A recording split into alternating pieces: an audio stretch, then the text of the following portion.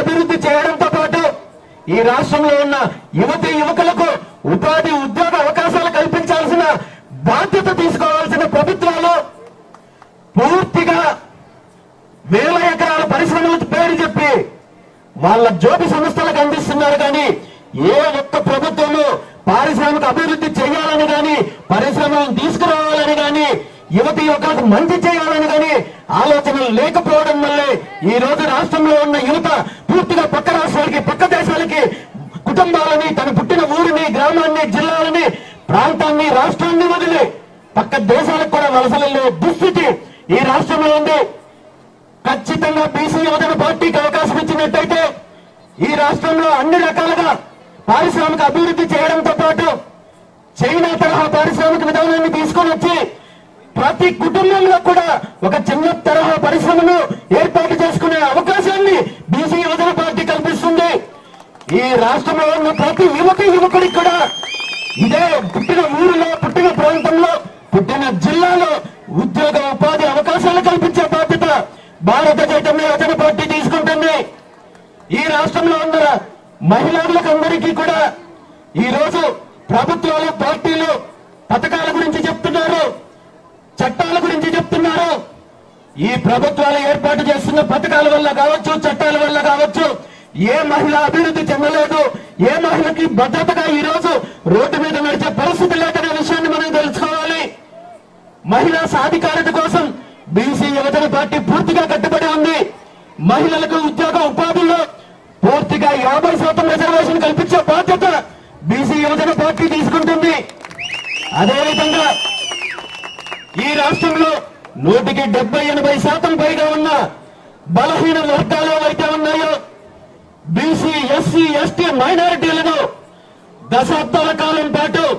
కేవలం vote bank రాజకీయాల కోసము తప్పుడు హామీలతో, తప్పుడు వాగ్దానాలతో, తప్పుడు పథకాలతో అన్ని రకాలుగా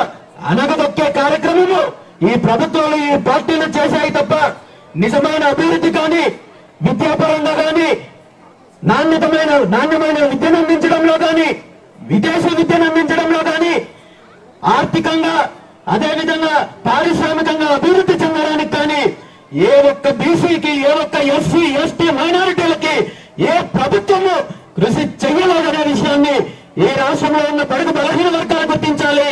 వీళ్ళు కేవలం ఈ వర్గాలన్నింటినీ కూడా వంచి మోసం చేసి ఓటు బ్యాంక్ రాజకీయాల కోసము తప్పుడు హామీలు ఇచ్చి ఈ రోజు అధికారాన్ని అనుభవిస్తూ పూర్తిగా రాష్ట్రాన్ని, రాష్ట్ర సంపదని లూటీ చేసే కార్యక్రమం చేస్తున్నారు అనే విషయాన్ని ఈ రాష్ట్ర ప్రజలు, ఈ రాష్ట్రంలో ఉన్న బడుగు బలహీన వర్గాలు, యువతి యువకులు, రైతులు ప్రతి ఒక్కరూ గుర్తించి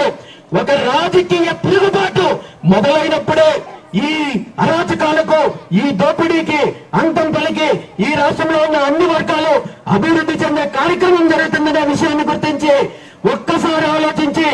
ఈ రాష్ట్రంలో అన్ని వర్గాల అభివృద్ధి కోసము మీ ముందుకొచ్చిన భారత చైతన్య యువజన పార్టీని ఆదరించాలని వచ్చే అసెంబ్లీ, పార్లమెంట్ ఎన్నికల్లో చెరుకు రైతు గుర్తుకు ఓటు వేసి ఈ రాష్ట్రంలో అన్ని రకాల మార్పుకు శ్రీకారం చుట్టాలని చెప్పి ఈ సందర్భంగా ప్రతి ఒక్కరిని కోరుకుంటూ, మరీ ముఖ్యంగా మంగళగిరి నియోజకవర్గానికి సంబంధించి మీ అందరితోటి కలుపుకొని వెళ్లే ఈ నియోజకవర్గాన్ని రాజకీయాల కోసం కాకుండా, కుట్రల కోసం కాకుండా, కుతంత్రాల కోసం కాకుండా నిజమైన అభివృద్ధి కోసం, రైతుల మంచి కోసం, యువత అభివృద్ధి కోసం, అన్ని వర్గాల ప్రజల అభివృద్ధి కోసం ఒక లక్ష్యంతో ముందుకొచ్చే ఒక బలమైన నాయకుడిని అసెంబ్లీ అభ్యర్థిగా మీ ముందుకు తీసుకురాబోతున్నాను. ఆ అభ్యర్థిని మీరందరూ కూడా మీ కుటుంబ సభ్యులతో భావించి ప్రతి ఒక్కరూ బాధ్యతగా తీసుకొని ఈ రోజు నుండి ప్రతి ఒక్కరికి కూడా మీరే ఒక సైన్యమయ్యి ప్రతి యువకుడు, ప్రతి మహిళ, ప్రతి రైతు, ప్రతి అన్న, ప్రతి తమ్ముడు, ప్రతి అక్క, ప్రతి చెల్లి, ఇది మీ పార్టీ, మీ కుటుంబము, మీ అభ్యర్థి, మీ కుటుంబంలోని అభ్యర్థిగా భావించి ఆ అభ్యర్థి గెలుపుకి కృషి చేస్తారని, రాష్ట్రంలో జరిగే రాజకీయ మార్పులకు ఇక్కడ నుండి నేను నాంది పలకాల్సిన అవసరం ఉందని చెప్పి ఈ సందర్భంగా తెలియజేస్తూ ఈ రోజు అతి తక్కువ సమయంలో అకస్మాత్తుగా ఈ గ్రామాన్ని సందర్శించే అవకాశం వచ్చినందుకు, ఇంతమంది రైతులను మహిళలను యువతను కలుసుకునే అవకాశం వచ్చినందుకు ఈ అవకాశం నాకు కల్పించిన